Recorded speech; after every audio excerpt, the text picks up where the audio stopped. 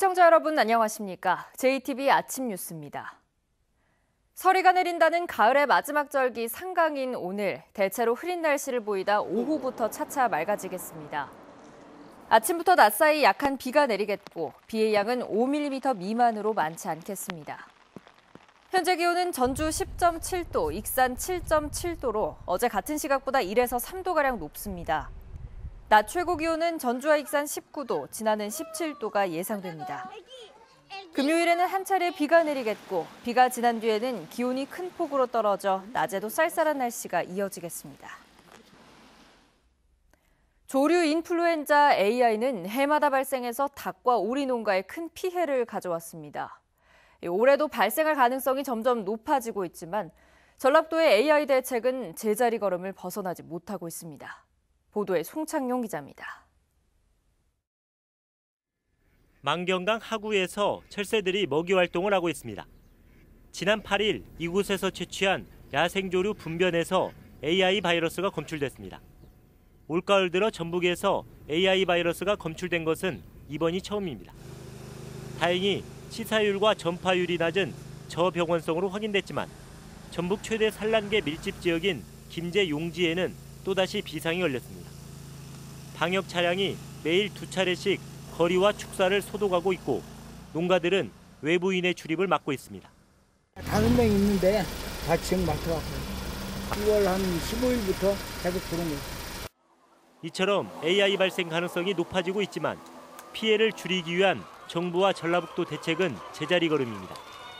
올해 52억 원을 들여 용지 산란계 농가의 10%인 5곳을 다른 곳으로 옮겨 밀집 사육을 없애고 시설을 개선하려 했지만 마땅한 이전지를 찾지 못해 사업에 진전이 없는 상황입니다. 김제시와 적극적으로 협의해서 부지 물색 및 이전 조건에 부합하는 기존 축사 매입에 노력을 하고 지난 2014년부터 지난해까지 4년 동안 전북에서는 AI로 900억 원에 가까운 피해가 발생했습니다. 하루빨리 AI에 대한 근본적인 대책을 마련하지 않으면 이 같은 피해는 또다시 반복될 수밖에 없습니다. JTB 뉴스 송창용입니다. 대한방직 전주공장 부지를 모두 인수한 자광이 향후 사업 일정을 제시했습니다. 다음 달까지 전주시에 지구단위 계획 제안서를 제출하기로 하면서 공론화위원회가 조만간 논의될 것으로 보입니다. 오정현 기자입니다. 당초 일정보다 열흘 앞서 부지 매입 잔금을 납부한 자광은 전라북도와 전주시를 상대로 행정 절차를 서둘러 줄 것을 요청했습니다. 자광은 우선 첫 단계로 사업 부지 안에 있는 전라북도 공유지에 대한 사전 협의를 신청할 계획입니다. 이를 바탕으로 전주시에 지구단위 계획 입안 제안서를 내기로 했습니다. 자광 측은 호텔, 아파트, 백화점과 143층 타워를 동시에 착공하겠다며 롯데의 참여도 열려 있다고 밝혔습니다. 이 사업은 동시에 착공을 해서 동시에 준공을 합니다. 어느 하나만 먼저 짓고 하는 것이 아니라 근데 저 공사를 롯데건설 혼자 할 수 있을지 아니면 다른 컨소시엄을 통해서 할 수 있을지는 저희가 좀 더 연구와 노력을 통해서 결정할 사항입니다. 논란이 되고 있는 개발이익 환수에 대해서는 구체적인 절차와 방법, 시기 등을 전주시와 협의하겠다고 밝혔습니다. 전주시는 지구단위 계획 제안서가 들어오면 대한방직 전주공장 부지 개발에 대한 공론화 과정을 추진하겠다고 밝혔습니다. 제안서가 접수가 되면 저희 시는 시민 등 여러 계층의 의견을 들어서 공론화 과정을 추진하겠습니다. 자광이 지구단위 계획 입안 제안서를 제출하게 되는 시점을 전후로 용도 변경과 개발이익 환수 문제 등이 본격적으로 거론될 것으로 보입니다. JTB 뉴스 오정현입니다. 전라북도의회가 몇 년 전에 추진했던 전라북도 산하 공기업 사장 등에 대한 인사청문회는 대법원의 결정으로 무산된 적이 있습니다. 최근 도의회가 재추진에 나섰는데 전라북도도 적극 협의하기로 하면서 도입 가능성이 커졌습니다. 권대성 기자입니다. 전라북도 의회는 4년 전 전라북도 산하 공기업과 공공기관장의 인사청문회 조례를 만들었습니다. 하지만 전라북도가 도지사의 인사권을 제약해 지방자치법에 어긋난다면서 소송을 냈습니다. 대법원은 조례가 무효라고 결정했고 인사청문회 도입은 무산됐습니다. 전라북도 의회가 최근 인사청문회 도입을 재추진하고 있습니다. 구체적인 방안을 학계와 시민단체 등과 논의를 거쳐 조만간 내놓을 예정입니다. 법적 논란을 피하기 위해 조례가 아닌 전라북도와 협약을 통해 실시하는 방안이 유력시됩니다. 적재적소에 유능하고 국민들 눈높이에 맞는 기관장을 모시기 위한 필수적인 제도다 이렇게 생각하고 있습니다. 관건은 전라북도의 태도인데 4년 전과 달리 무조건 거부하지 않겠다는 방침입니다. 사실상 인사청문회 도입 가능성이 높아졌습니다. 도의회와 협력을 해서 그 도입 취지는 잘 살리고 그 부작용은 최소화할 수 있는 그런 인사청문 시스템을 만들어 나가도록 그렇게 하겠습니다. 전국 17개 시도 가운데 인사청문회를 하고 있는 시도는 가장 먼저 도입한 제주도를 비롯해 인천과 충남, 전남 등 11곳입니다. JTB 뉴스 권대성입니다. 사업장에서 발생하는 안전사고로 해마다 2,000명에 가까운 근로자들이 목숨을 잃고 있습니다. 이 같은 산업재해를 줄이기 위한 결의대회가 군산에서 열렸습니다. 하원호 기자가 보도합니다. 지난해 우리나라에서 산업재해로 숨진 노동자는 1,957명입니다.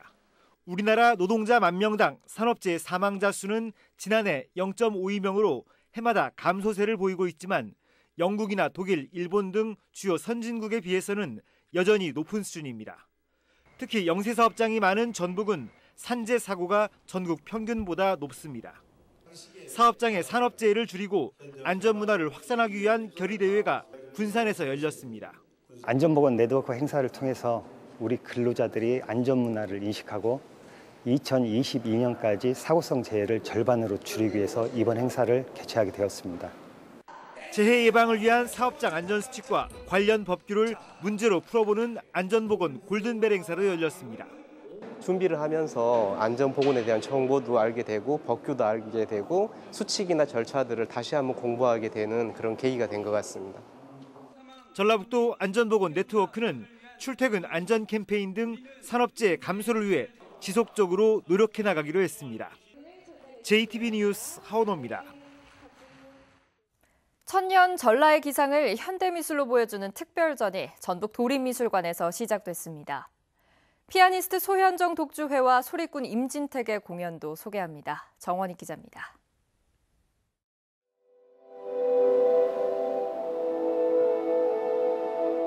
눈보라가 덮친 작은 섬. 새하얀 나무들 위로 날아든 새떼의 모습이 영화의 한 장면 같습니다. 독창적인 품격이 빛나는 조각과 설치, 회화까지 걸출한 전라도 출신 작가들의 작품이 한자리에 모여 천년 전라의 기상을 오롯이 보여줍니다. 전라도의 어떤 자존심, 그다음에 전라도의 어떤 발전 방향, 전라도의 과거를 포함한 모든 것들이 담아있는 전시라고 생각을 합니다. 저 또한 이런 전시에 참여하게 돼서 너무나 영광이고 꿈을 꾸듯 몽환적인 선율이 공연장을 휘감아돕니다. 피아니스트 소현정이 전주를 찾습니다. 쇼팽과 드뷔시라는 주제로 쇼팽의 환상곡, 드뷔시의 달빛, 파나 등 세계적인 명곡들을 선보입니다. 드뷔시 서거 100주년 기념이 되는 해인 만큼 드뷔시 작품을 좀 알리는 데도 의미가 있고 쇼팽하고는 어떻게 다르게 울림을 갖는지 색채가 다른 게 어떤 점이 있는지를 대학 시절 판소리에 빠진 뒤 민중문화 운동에 나선 김제 출신 소리꾼 임진택. 독재 정권을 풍자하는 판소리로 주목받았고 전주 세계소리축제 기획자로도 활동했습니다. 시대의 광대 임진택이 이문예술 콘서트를 통해 그만의 예술론과 시대 정신을 관객들과 나눕니다. JTB 뉴스 정원익입니다. 가을 여행 주간을 맞아 군산 근대 골목길 투어 행사가 이번 주말에 열립니다. 완주군 운주변에는 닥터 헬기 착륙장이 준공됐습니다. 주혜인 기자입니다. 군산시가 가을 여행 주간을 맞아 오는 26일부터 사흘간 군산 시간여행마을에서 근대 골목길 투어 행사를 개최합니다. 근대 골목길 투어는 문화해설사의 설명을 들으며 근대 역사 건축물과 박물관, 전시관, 영화 촬영 명소를 체험하는 방법으로 진행됩니다. 완주군이 응급의료 전용 헬기인 닥터 헬기 착륙장을 운주면 삼북리에 준공했습니다. 완주군은 닥터헬기 착륙장에서 지정병원인 원광대병원까지 10분가량이 소요돼 의료 취약 지역이 많은 완주군 내 응급환자의 신속한 이송과 생존율 높이기에 큰 도움이 될 것으로 기대했습니다. 의료 취약 지역이 많은 완주군 응급 환자의 신속한 이송을 가능하게 해 중증 환자의 생존율을 높이고 주민의 건강을 지키는 중요한 역할을 할 것입니다. 2018 고창 국화축제가 오는 26일부터 다음 달 11일까지 고인돌공원 일원에서 펼쳐집니다. 고창 국화축제에는 900m의 화단 국화 산책로와 22,000제곱미터의 오색 국화밭, 식용 국화밭 등이 조성되며 배추와 복분자 등 고창 황토 농산물을 구매할 수 있는 부스도 운영됩니다. JTB 뉴스 주혜인입니다. 전북교육청이 사립유치원 감사 결과의 실명 공개 여부를 아직까지 결정하지 못하고 있습니다. 교육부가 오는 25일까지 전국 사립유치원의 감사 결과를 시도교육청별로 공개하기로 했지만 전북교육청은 비리가 적발된 사립유치원의 실명 공개가 법적 분쟁 가능성이 있다며 법리 검토를 거친 뒤 공개 범위를 최종 결정할 계획이라고 밝혔습니다. 전북교육청은 지난 3년간 감사에서 회계 부정 등을 한 사립유치원 50곳을 적발했지만 명단과 구체적인 적발 내용은 공개하지 않았습니다. 지난 10년간 전북의 외국 자본 유치 규모가 전국에서 최하위권인 것으로 나타났습니다. 더불어민주당 송갑석 의원이 코트라의 자료를 분석한 결과 지난 2008년부터 올해 3분기까지 전북의 외자 유치 금액은 1조 1,268억 원으로 전국 17개 시도에서 세종과 광주에 이어 15번째로 적었습니다. 전북의 지하수 수질 기준 초과율이 증가 추세를 보이고 있어서 면밀한 관리 대책이 요구됩니다. 한국환경공단이 바른미래당 김동철 의원에게 제출한 자료에 따르면 국립환경과학원의 조사 결과 지난 2012년 0.8%였던 전북의 지하수 수질 기준 초과율은 2013년에 1.7, 2015년에 4.1, 2016년에는 5.9로 꾸준히 증가 추세를 보였습니다. 김 의원은 관정의 위생 관리를 비롯해 오염원의 유입 경로 파악이 시급하다고 지적했습니다.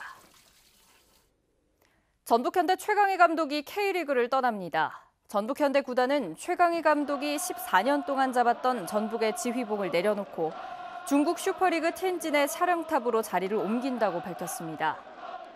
지난 2005년 전북에 부임한 최 감독은 K리그 6차례, 아시아 챔피언스리그 2차례, FA컵 1차례 등 모두 9차례의 우승을 이끌어왔습니다.